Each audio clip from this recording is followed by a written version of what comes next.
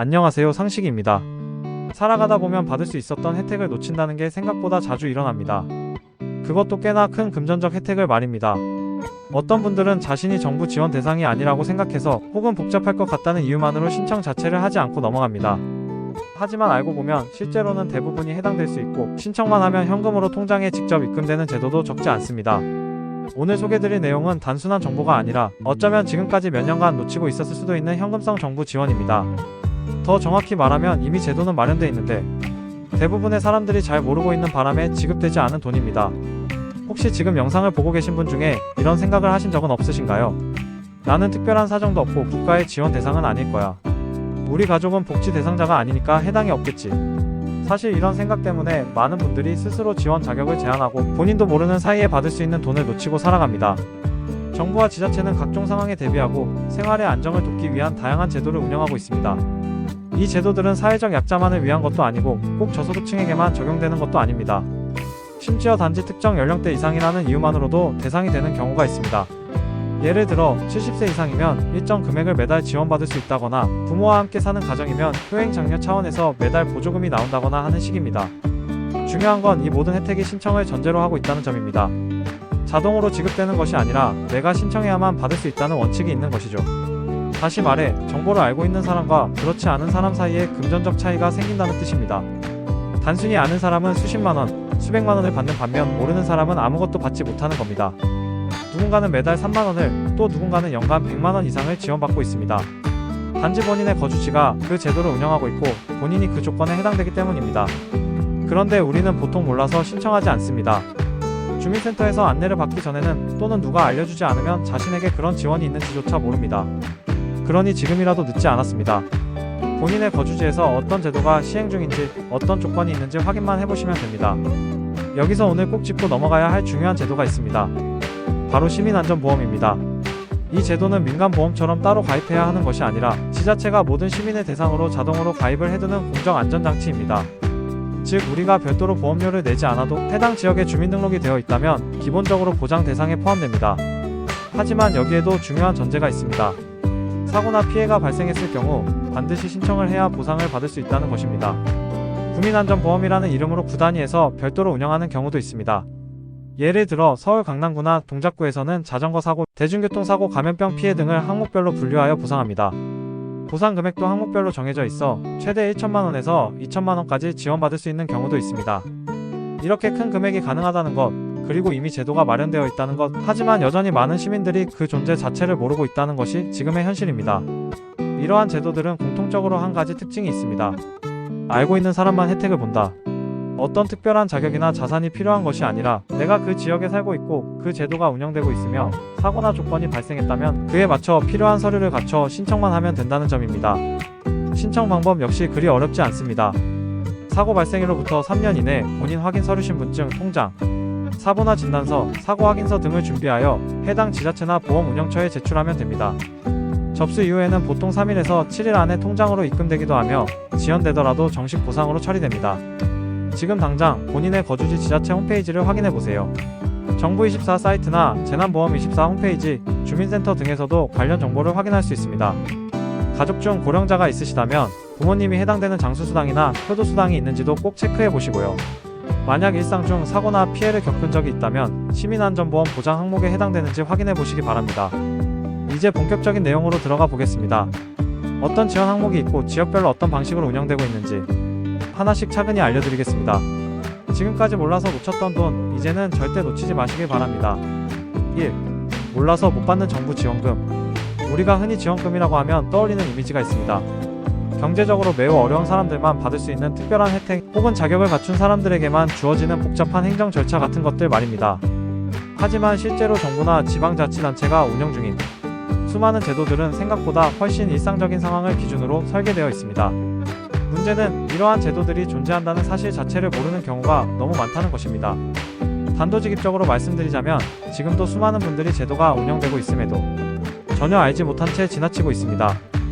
홍보가 부족한 것도 있지만 우리가 일상 속에서 행정정보에 얼마나 무관심한지, 또 디지털 기기에 익숙하지 않은 세대일수록 정보에 다가가기 어렵다는 점도 이유 중 하나입니다.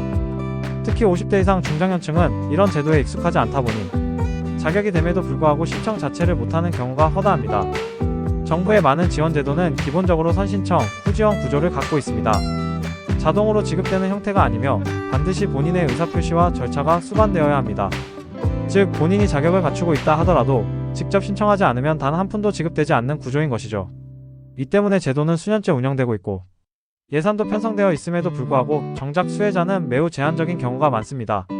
또한 대부분의 지원금은 거주지를 기준으로 한 제도입니다.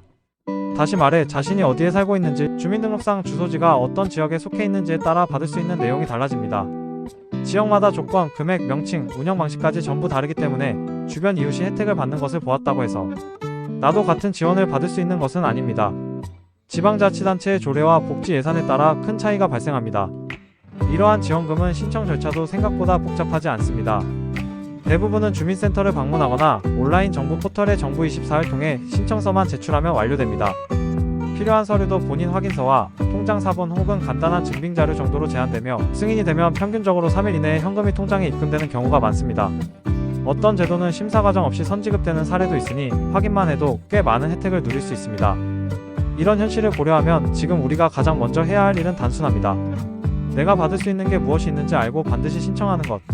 바로 이 한 가지 행동이 수십만 원의 차이를 만들어냅니다. 그리고 매달 혹은 매년 단위로 지속적으로 받을 수 있는 지원금이 실제로 존재하며 이를 다음 항목에서 구체적으로 살펴보겠습니다. 2. 실제로 입금되는 현금 지원 사례들. 자, 이제 조금 더 구체적으로 말씀드리겠습니다. 실제로는 정부나 지방자치단체가 현금 형태로 지급하고 있는 지원금이 상당히 많습니다. 그중 일부는 매달 지급되며 또 다른 일부는 연단위 분기, 단위 혹은 특정 시점에 일시금 형태로 제공됩니다. 여기서 중요한 점은 이 모든 금액이 실제 통장으로 입금되는 현금성 지원이라는 것입니다. 첫 번째로 소개할 지역은 경기도 양주시입니다. 이 지역에서는 일정 조건을 갖춘 가구에 대해 연간 50만원의 지원금을 지급하고 있습니다. 다세대 가족이 함께 사는 경우나 고령 부모와 동거 중인 가정이 주된 대상이며 이 금액은 명절 전후로 나누어 지급되거나 상반기 하반기 일괄 입금되는 구조로 운영됩니다. 다음은 세종특별자치시입니다. 세종시는 현금성 지원에서 특히 주목할 만한 지역입니다.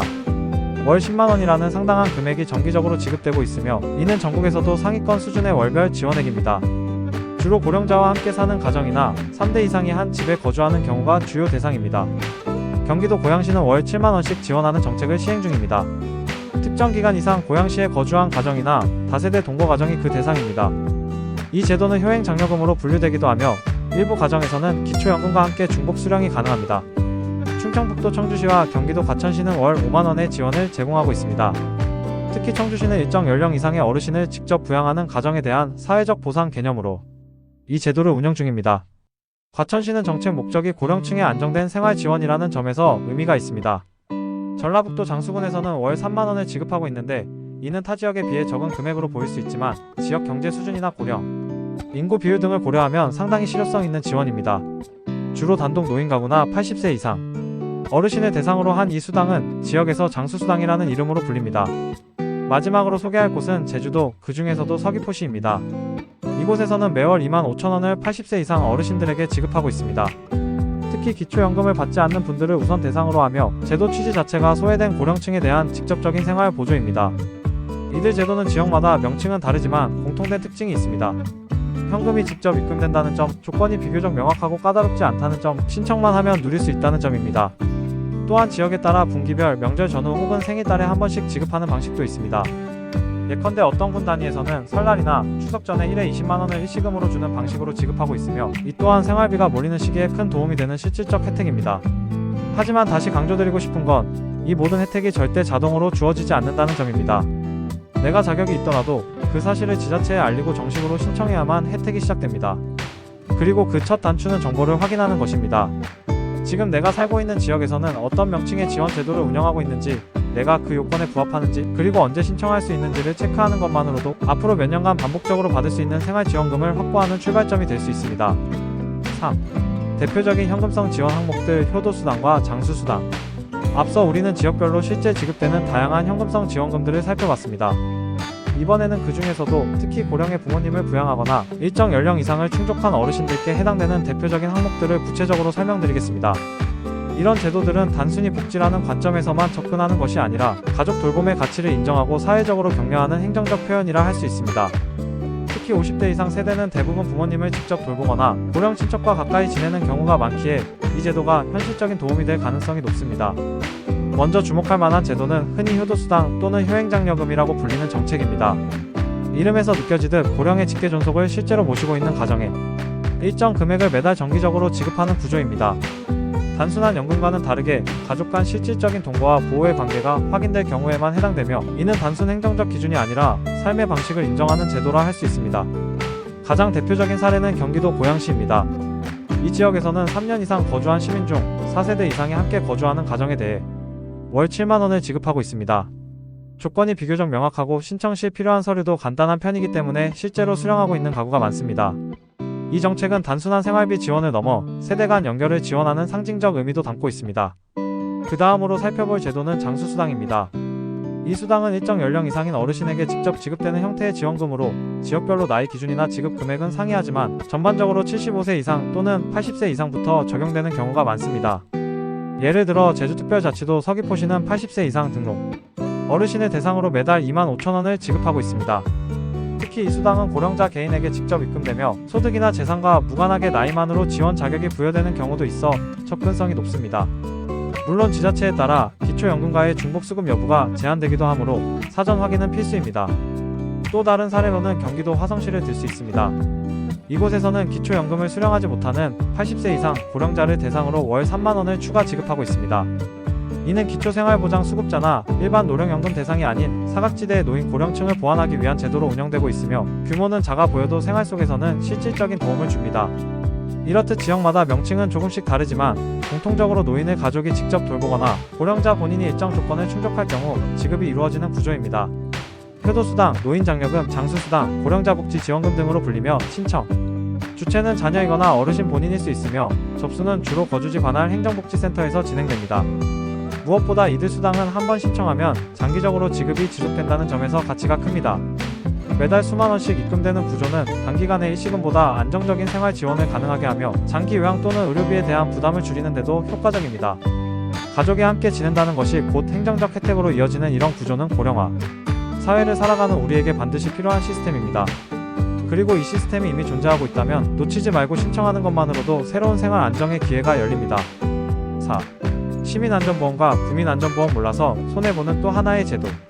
이제는 조금 다른 방향의 제도를 소개해드릴 차례입니다. 앞서 다룬 내용들이 생활지원과 관련된 것이라면 지금부터는 일상에서 발생할 수 있는 예기치 못한 사고나 재난에 대비하는 공적 보장 제도에 대한 이야기입니다. 바로 시민안전보험과 국민안전보험입니다.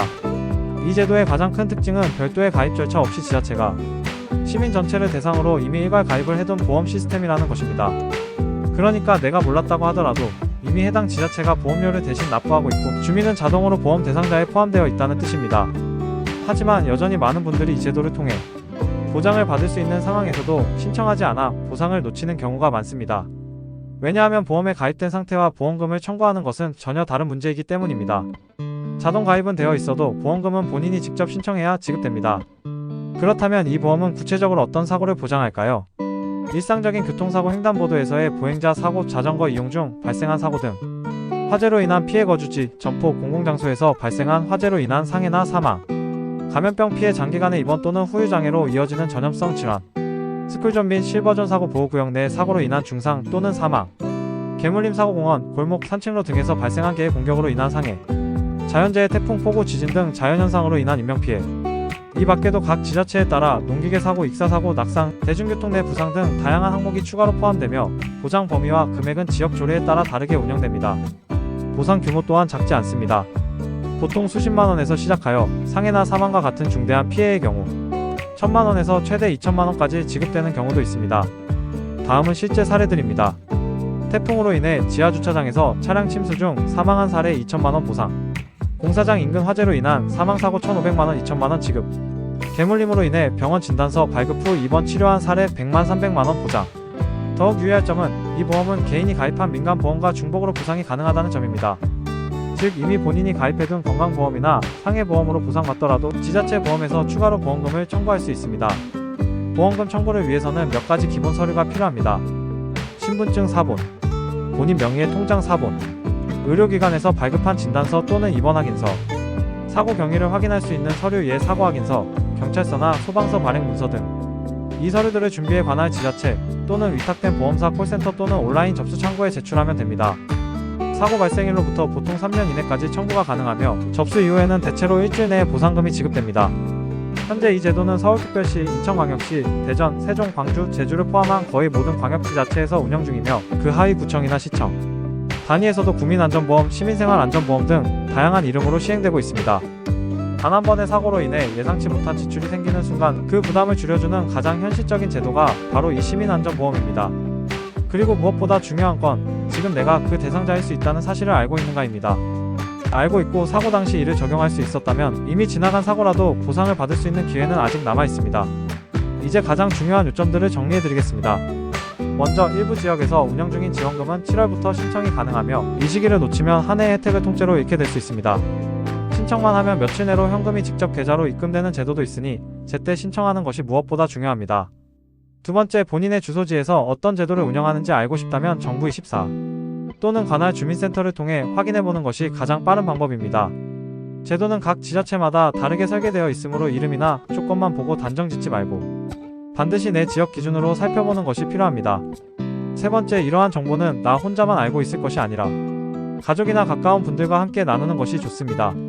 특히 부모님이나 형제자매 중에 고령자, 단독가구 혹은 최근 사고를 겪은 이가 있다면 지금이라도 같이 확인해보는 것이 실질적인 도움이 됩니다. 네 번째, 시민안전보험과 같은 재난대비 제도는 자동 가입이라도 청구는 본인이 직접 해야 하기 때문에 재난보험24 사이트에서 내가 사는 지역이 어떤 항목을 보장하는지 미리 살펴보는 것이 매우 중요합니다. 사고 발생 후 시간이 한참 지난 뒤에 알게 되어도 3년 이내라면 신청이 가능하므로 절대 포기하지 마시고 서류를 준비해 보상을 청구하시기 바랍니다. 다섯 번째, 이런 정부 지원 제도는 정보를 아느냐 모르느냐에 따라 수십만원, 때로는 수백만원까지도 차이가 날 수 있습니다. 제도가 아무리 좋아도 신청하지 않으면 아무 일도 일어나지 않습니다. 그러니 이번 기회에 꼭 본인의 조건과 지역 상황을 점검해 보시고 놓치지 마세요. 지금까지 상식이었습니다.